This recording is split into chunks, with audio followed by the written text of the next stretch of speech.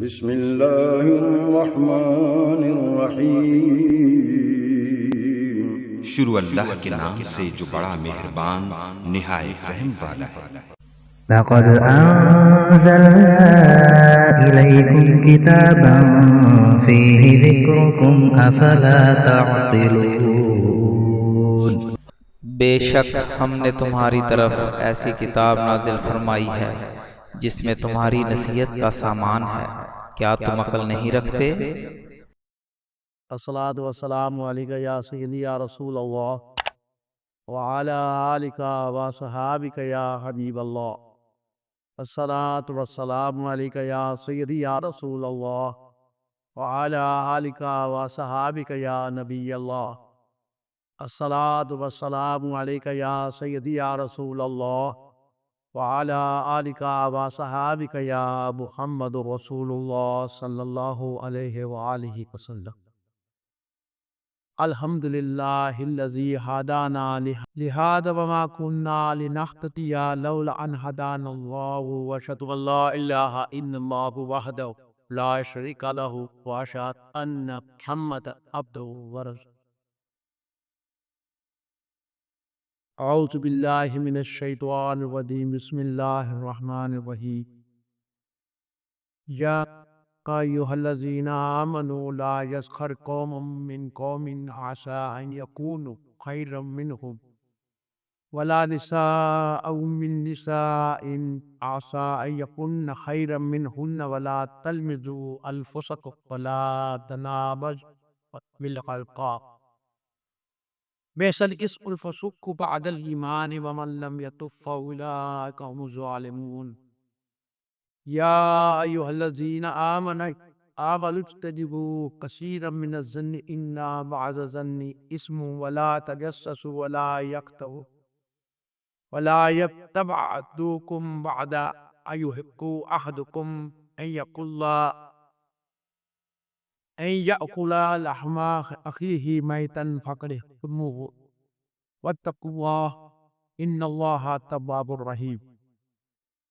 دوستان محترم، السلام علیکم ورحمۃ اللہ وبرکاتہ۔ میرے ناظرین اور حاضرین، اللہ تبارک و تعالیٰ سب کو اپنی پناہ میں رکھے، شیطان کے شر سے بچائے۔ شیطان کے شر سے بچانا اللہ کا کام ہے، ہمارا کام ہے اللہ کے آگے فریاد کرنا۔ میرے دوستو، میں نے سورۃ الحجرات کی 2 آیات تلاوت کی۔ اللہ پاک نے ان میں مہربانوں سے خطاب فرمایا۔ ان 2 آیت میں اللہ پاک نے کیا دیا کہ اللہ پاک نے ایمان والوں کو، یا ایھا الذین آمنوا، اے ایمان والو، ان سے خطاب کیا، کافروں سے نہیں کیا۔ اللہ پاک نے انہیں نصیحت فرماتے ہوئے پہلی آیت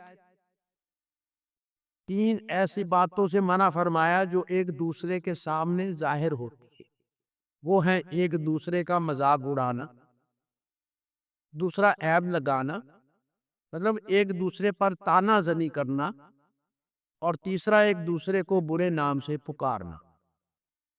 دوسری آیت میں جن 3 باتوں سے روکا گیا ہے وہ کس حالت میں وقوع پذیر ہو رہی ہیں کہ جس کے بارے میں وہ باتیں کرنے والے کے لیے سحر نہیں ہے۔ وہ اعمال ہیں بدگمانی کے، جاسوسی اور غیبت۔ غور سے اس حدیث کو سنیں جو میں بیان کرنے لگا۔ آپ کو پتہ چلے جس آدمی کی یہ فطرت بن جاتی ہے تو پھر وہ بھول جاتا ہے کہ کس بارگاہ میں کھڑا ہے۔ ابو سعید رضی اللہ تعالیٰ عنہ نے بیان کیا، نبی مکرم صلی اللہ علیہ وسلم مال غنیمت تقسیم فرما رہے تھے کہ عبداللہ بن ذی خویصرہ تمیمی آیا اور تہمت لگائی کہ اے اللہ کے رسول، انصاف کیجیے۔ اس نے بدتمیزی کی انتہا کر نبی مکرم صلی اللہ علیہ وسلم نے فرمایا، ویلک ومن یعدل اذا لم عدل، افسوس اگر میں انصاف نہیں کروں گا اور کون انصاف کرے۔ یہ شان مصطفیٰ صلی اللہ علیہ وسلم ہے۔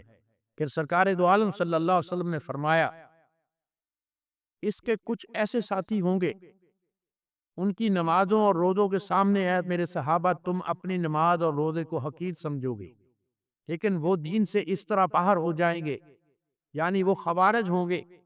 ابو سعید خدری رضی اللہ تعالیٰ نے کہا کہ میں یہ گواہی دیتا ہوں وہی لوگ ایک وقت آیا حضرت علی رضی اللہ تعالیٰ نے نہروان میں ان سے جنگ کی، وہ بات سچ ثابت ہو گئی جو پیارے آقا صلی اللہ علیہ وسلم نے ارشاد فرمائی تھی۔ اس لیے تانا زنی سے بچو، ایسا نہ ہو کہ اللہ کی پکڑ میں آ جاؤ۔ حضرات گرامی، اللہ پاک نے سورۃ الحجرات کی آیت نمبر 11 میں تیسرے نمبر پر اور ایک اور قبیح حرکت کا ذکر فرمایا جو آج بھی ہمارے معاشرے میں عام دیکھی جاتی ہے، وہ ہے ایک دوسرے کو غلط القاب سے پکارنا۔ فرمان باری تعالیٰ ہے وَلَا تَنَابَزُوا بِالْأَلْقَابِ بِئْسَ الِاسْمُ الْفُسُوقُ بَعْدَ الْإِيمَانِ، ایک دوسرے کا برا نام نہ رکھو۔ اس کا معنی یہ ہے ایمان لانے کے بعد برا نام رکھنا گناہ ہے، یعنی اپنے طور پر استہزاء ٹھٹھا اڑانا اور تحقیق کے لیے لوگوں کے ایسے نام رکھ لینا جو انہیں ناپسند ہوں، یا اچھے بھلے ناموں کو بگاڑ کر بولنا، یہ تنابزوا بالالقاب ہے جس سے منع کیا گیا ہے۔ یعنی کوئی شخص کسی دوسرے کا برا نام نہ رکھے جس سے وہ ناراض ہو یا اس کی توہین و تذلیل ہوتی ہو۔ زمانہ جاہلیت میں یہ بات عام تھی کہ ایک شخص نے دوسرے کا برا لقب رکھا تو اس نے اس کا رکھ دیا، اللہ تعالیٰ نے اس سے منع فرمایا۔ ابو جبیرہ بن ضحاک بیان کرتے ہیں رسول اللہ صلی اللہ علیہ وسلم جب مدینہ پاک میں تشریف لائے تو ہم میں سے ہر آدمی کے دو تین نام تھے۔ نبی مکرم صلی اللہ علیہ وسلم کسی کو کوئی نام سے لے کر پکارتے، کسی کو کسی نام سے لے کر پکارتے، تو ہم ان سے کہتے کہ یا رسول اللہ صلی اللہ علیہ وسلم یہ اس کا نام نہ بلائے کیونکہ وہ اس سے ناراض ہوتا ہے۔ تو اس پر اللہ تعالیٰ نے یہ آیت نازل کر دی وَلَا تَنَابَزُوا بِالْأَلْقَابِ بِئْسَ الِاسْمُ الْفُسُوقُ بَعْدَ الْإِيمَانِ۔ میرے دوستو اچھی طرح سمجھ لیں کہ تنابزوا سے مراد ہے برے القاب۔ کچھ القاب اچھے بھی ہوتے ہیں، اس کی ممانعت نہیں، جیسے سیدنا ابوبکر صدیق رضی اللہ تعالیٰ عنہ کا لقب صدیق تھا اور اب بھی صدیق ہے۔ سیدنا عمر رضی اللہ تعالیٰ عنہ کا لقب فاروق ہے۔ اسی طرح ایک صحابی کو ذوالیدین لمبے ہاتھوں والا کہہ کر پیارے آقا صلی اللہ علیہ وسلم فرماتے۔ اس طرح ہر بات سے عیب بیان کرنا مقصود نہ ہو جائز ہے۔ اسی طرح پیارے آقا صلی اللہ علیہ وسلم نے صحابی عبداللہ مزنی کو ذوالبجادین کا لقب عطا فرمایا۔ نبی مکرم صلی اللہ علیہ وسلم نے ان کے متعلق فرمایا واہ اوہ، یعنی اللہ کا ذکر کرتے ہوئے اس پر رقت طاری ہو جاتی۔ وہ شخص کثرت سے قرآن مجید کی تلاوت کر کے اللہ کو خوب یاد کرتا تھا اور دعا کرتا تھا۔ تو پتہ چلا کہ ایمان لانے کے بعد کسی کا مذاق اڑانا، تانا دینا اور برے القاب سے بلانا فسق ہے، یعنی گناہ کے کام ہے۔ اللہ ہمیں بچنے کی توفیق عطا فرمائے۔ ان تمام باتوں سے جو روزہ ہے وہ بھی روزہ نہیں رہتا، کیونکہ یہ تمام باتیں پیارے آقا صلی اللہ علیہ وسلم نے منع فرمائی، اللہ نے منع فرمائی۔ اس لیے جب آپ روزہ رکھیں تو روزے کے دوران یا اس پورے ماہ کے دوران آپ کو چاہیے کہ اس پر عمل کریں۔ جب روزے گزر جائیں پھر آپ کو عادت ہو جائے گی، پھر آپ تمام عمر اس پر عمل کرتے رہیں، انشاءاللہ میرے محبوب صلی اللہ علیہ وسلم راضی ہو جائیں گے۔ حضرات گرامی، سورۃ الحجرات کی آیت 11 میں اللہ پاک نے 3 ایسی حرکات سے منع بھی فرمایا جن کا تعلق انسانوں کے آمنے سامنے کے معاملات سے ہے۔ اب ہم سورۃ الحجرات کی آیت نمبر 12 میں بیان کردہ 3 ایسے کبھی حرکات کا ذکر کریں گے جس میں مفعول عدم موجود ہے، جسے اللہ اور اس کے حبیب صلی اللہ علیہ وآلہ وسلم سخت ناپسند فرمائے اور حرام قرار دیا۔ وہ ہے زن، تجسس اور غیبت۔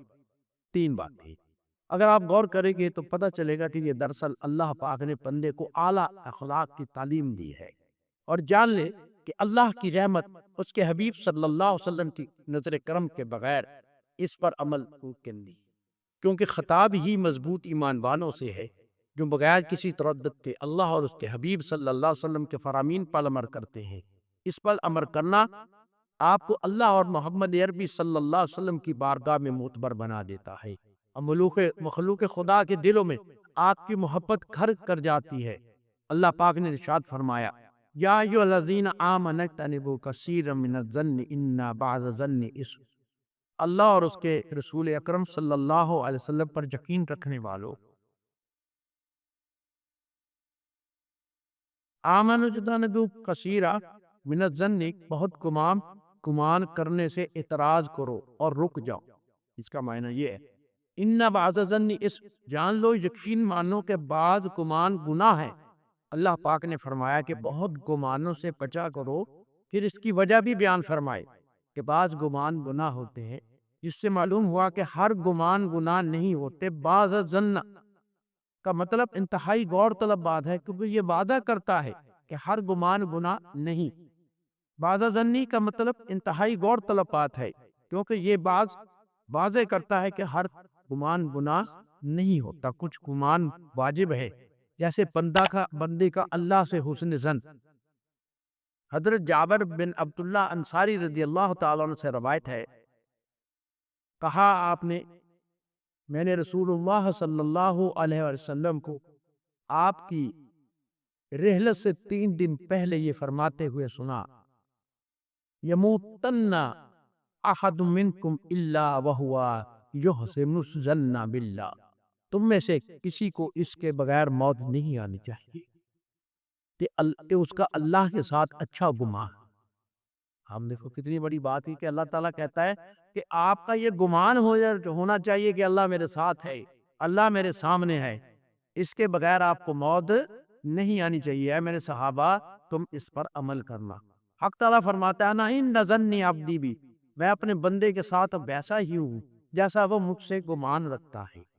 اللہ تعالیٰ کے ساتھ بدگمانی رکھنا، وہ عذاب ہی دے گا یا مصیبت میں مبتلا رکھے گا، یہ بھی انسان کو نہیں کہنا چاہیے، یہ حرام ہے، کیونکہ اس طرح آپ اللہ کی مغفرت اور رحمت سے مایوس ہو جائے۔ میں دوبارہ بھی ریپیٹ کر رہا ہوں، اللہ تعالیٰ کے ساتھ بدگمانی رکھنا کہ وہ مجھے عذاب ہی دے گا، یا وہ مجھے جہنم میں ہی بھیج دے گا، یا وہ مجھے مصیبت میں ہی مبتلا رکھے گا، یہ کہنا حرام ہے، کیونکہ اس طرح آپ اللہ کی مغفرت اور اللہ کی رحمت سے مایوس ہو جاتی ہے، اور یہ کفر ہے۔ اس سے معلوم ہوا کہ اللہ کے ساتھ حسن ظن فرض ہے اور بدگمانی حرام ہے۔ اسی طرح مومن سے اللہ کے نیک بندے سے بھی بدگمانی حرام ہے۔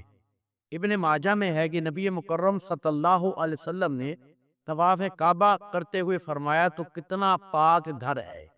بڑے غور سے سننے والی بات ہے، تو کتنا پاک گھر ہے، تو کیسی بڑی حرمت والا ہے۔ اس کی قسم جس کے ہاتھ میں محمد صلی اللہ علیہ وسلم کی جان ہے، مومن کی حرمت، اس کے مال کی حرمت اور اس کی جان کی حرمت اور اس کے ساتھ نیک گمان کرنے کی حرمت اللہ کے نزدیک تیری حرمت سے بہت بڑی ہے۔ اللہ ہائے، ایمان والے کی حرمت کا اندازہ آپ نہیں لگا سکتے۔ یہ ان لوگوں کا مقام ہے جو اس عشق مصطفیٰ صلی اللہ علیہ وسلم میں فنا ہو گئے، جو آج دعوے دار تو بہت مل جائیں گے مگر عمل کرنے والا کوئی نہیں۔ لمحہ فکریہ یہ ہے کہ اگر ہم غافل ہیں، اللہ اور اپنے حبیب صلی اللہ علیہ وسلم کے صدقے رحم اللہ فرمائے، تو اللہ سے، اس کے رسول صلی اللہ علیہ وسلم سے اور مومن سے بدگمانی حرام ہے۔ اللہ پاک نے فرما دیا، اجتنبوا کثیرا من الظن ان بعض الظن اثم، بہت سے گمانوں سے بچو، کیونکہ بعض گمان گناہ ہوتے ہیں۔ یہاں جس گمان سے روکا گیا ہے وہ تہمت کے زمرے میں آتی ہے، مطلب حقیقت ویسی نہیں آپ نے جیسا سمجھ لیا۔ رسول اللہ صلی اللہ علیہ وسلم نے اس بارے میں فرمایا، ایکم وظن فإن الظن اکذب الحدیث، گمان سے بچو کیونکہ گمان سب سے جھوٹی بات ہے۔ اسے سب سے جھوٹی بات اس لیے کہا گیا ہے، جب کوئی شخص کسی کے متعلق بدگمانی کرتا ہے تو وہ دلیل کے بغیر فیصلہ کر لیتا ہے کہ وہ شخص ایسا ہے، جبکہ گمان تحقیق کے بعد جھوٹا ثابت ہوتا ہے، جو کہ حقیقت میں وہ شخص ایسا نہیں ہوتا۔ اس لیے گمان کرنے والے کے اس فیصلے کو جھوٹ کہا گیا ہے۔ سب سے بڑا جھوٹ، اس لیے کہ اس نے بغیر کسی سبب کے محض نفس یا شیطان کے کہنے پر اسے برا قرار دے دیا، ظلم کیا۔ یہ سادہ الفاظ میں تہمت ہے۔ میرے دوستو، آیت کے اگلے حصے میں جس بات سے منع کیا گیا ہے اس کا تعلق پہلے تہمت والے زن سے جڑا ہوا ہے۔ اللہ پاک نے فرمایا وَلَا تَجَسَّسُوا۔ تجسس جو ہے کسی کے عیب کی تلاش اور سراغ لگانے کو کہتا ہے۔ اوروں کے عیبوں اور کمزوریوں کی تلاشی اور جستجو سے منع کیا گیا ہے۔ ابتدا میں بندے کے دل میں کسی کے بارے میں تہمت کا خیال آتا ہے، بدگمانی پیدا ہوتی ہے، اور وہ اس خبر کے لیے جاسوسی کرتا ہے اور بحث کرتا ہے، اور وہ توجہ سے دیکھتا ہے، توجہ سے سنتا ہے، چھپ چھپ کے دیکھتا ہے تاکہ وہ امر ثابت ہو جائے۔ اس تہمت میں سے واقعہ ہوا کہ یہ جو میں نے تہمت لگائی ہے کسی طریقے سے یہ ثابت ہو جائے۔ نبی مکرم صلی اللہ علیہ وسلم نے اسے منع کیا گیا ہے۔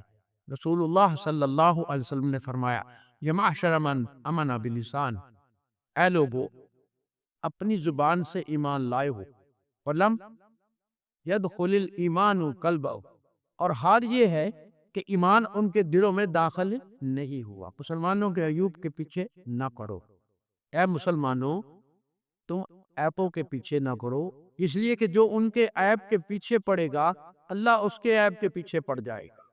وہ کرنا چاہیے، اور اللہ جس کے عیب کے پیچھے پڑے گا اسے اسی کے گھر میں ذلیل و رسوا کر دے گا۔ ایک مومن کا یہ کام نہیں کہ دوسروں کے جن حالات پر وہ پردہ پڑا ہوا ہے اس کی کھود کرید کرے اور پردے کے پیچھے جھانک کر یہ معلوم کرنے کی کوشش کرے کہ کس میں کیا عیب ہے اور کسی کی کون سی کمزوریاں چھپی ہوئی ہیں۔ اللہ ہمیں اس عمل سے محفوظ رکھے۔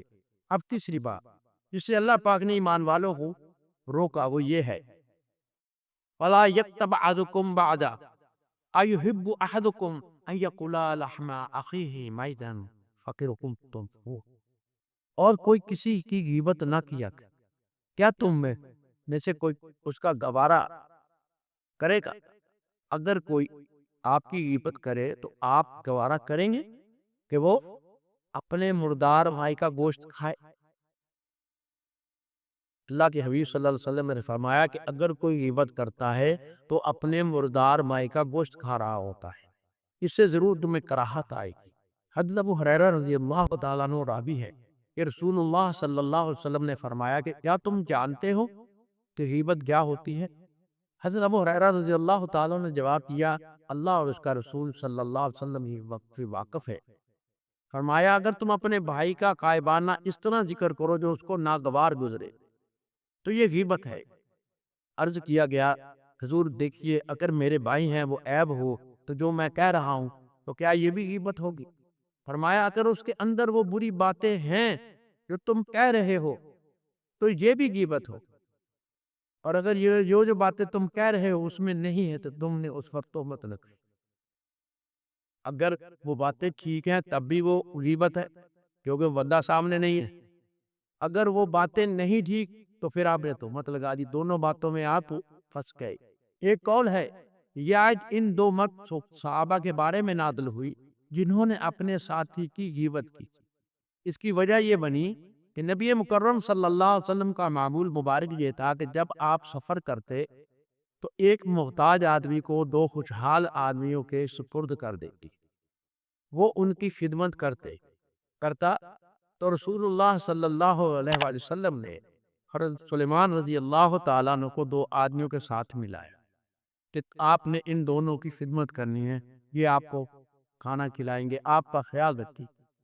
حضرت سلیمان علیہ السلام حضرت سلیمان رضی اللہ تعالیٰ عنہ اپنے پڑاؤ کی طرف نکلے اور ان کو نیند غالب آ گئی، وہ سو گئے اور ان دونوں کے لیے کوئی چیز تیار نہ کر سکے۔ وہ دونوں آئے تو کھانا اور سالن نہ پایا تو انہوں نے کہا کہ جاؤ سلیمان نبی مکرم صلی اللہ علیہ وسلم سے ہمارے لیے کھانا اور سالن طلب کرو۔ وہ گئے، نبی مکرم صلی اللہ علیہ وسلم نے انہیں فرمایا اسامہ بن زید کے پاس جاؤ، اسے کہو کہ اگر آپ کے پاس زائد کھانا ہے تو ہمیں آپ دے دیں۔ حضرت اسامہ رضی اللہ تعالیٰ عنہ نبی مکرم صلی اللہ علیہ وسلم کے خازن تھے۔ حضرت سلیمان فارسی اسی کے پاس گئے۔ حضرت اسامہ رضی اللہ تعالیٰ نے کہا میرے پاس تو کچھ بھی نہیں ہے۔ حضرت سلیمان رضی اللہ تعالیٰ نے واپس آئے اور دونوں کو یہ سب صورتحال بتائی تو انہوں نے کہا ان کے پاس کھانا تو تھا لیکن اس نے بخل کیا ہے۔ پھر دونوں نے حضرت سلیمان فارسی کو صحابہ کی ایک جماعت کی طرف بھیجا تو انہوں نے ان کے ہاں بھی کوئی کھانا نہ پایا۔ دونوں نے کہا اگر ہم اسے سمیحہ کے کنویں کی طرف بھیجیں گے تو اس کا پانی بھی خشک ہو جائے گی۔ تانا بھی دے دیا نا۔ پھر وہ چلے تاکہ دیکھیں کہ حضرت اسامہ کے پاس کچھ ہے۔ نبی مکرم صلی اللہ علیہ وسلم نے انہیں دیکھ لیا، فرمایا کیا وجہ ہے؟ میں تمہارے منہ میں گوشت کی سبزی دیکھتا ہوں۔ دونوں نے عرض کیا اللہ کے نبی، اللہ کی قسم آج ہم نے نہ گوشت کھایا ہے نہ کوئی اور چیز کھائی ہے۔ فرمایا لیکن تم دونوں نے ظلم کیا ہے، تم نے سلیمان فارسی اور اسامہ کا گوشت کھایا ہے، کیونکہ انہوں نے غیبت کی تھی نا۔ میرے عزیزو، میں اپنی بات ایک حدیث پر ختم کروں گا جو آپ پر وعدہ کرے گی کہ بدگمانی، تجسس، حسد، غیبت، بغض کیسے ایک دوسرے سے جڑے ہوئے ہیں۔ اس حدیث میں ترتیب خاص ہے۔ نبی مکرم صلی اللہ علیہ وسلم نے فرمایا بدگمانی سے بچتے رہو، کیونکہ بدگمانی کی باتیں اکثر جھوٹی ہوتی ہیں۔ لوگوں کے عیب تلاش کرنے کے پیچھے نہ پڑو، آپس میں حسد نہ کرو، کسی کی پیٹھ پیچھے برائی نہ کرو، بغض نہ کرو، بلکہ سب اللہ کے بندے آپس میں بھائی بھائی بن کر رہا کرو۔ دل میں پیدا ہونے والی بدگمانی کی تسکین کے لیے آپ تجسس کرتے ہیں جو آپ میں حسد پیدا کرتا ہے۔ پھر اس کیفیت میں اپنے بھائی کی آپ غیبت کرتے ہیں جو آپ کے دل میں اپنے مسلمان بھائی کے لیے بغض پیدا کر دیتا ہے۔ پھر اللہ کے رسول صلی اللہ علیہ وسلم نے ارشاد فرمایا وَقُونِ عِبَادَ اللَّهِ إِخْوَانًا، سب اللہ کے بندے آپس میں بھائی بھائی بن کر رہا کرو۔ میرے دوستو، چونکہ رمضان المبارک ہے، یہ تمام باتیں آپ خالی رمضان المبارک کے لیے نہیں ساری عمر کے لیے اپنا لیں تاکہ آپ اللہ کے مقرب بندے بن جائیں، اور آپ اس کے مخالف چلتے چلے جاتے ہیں تباہی کا راستہ چلیں گے۔ اللہ ہمیں اپنے محبوب صلی اللہ علیہ وسلم کے ساتھ عمل کی توفیق عطا فرمائے۔ آمین۔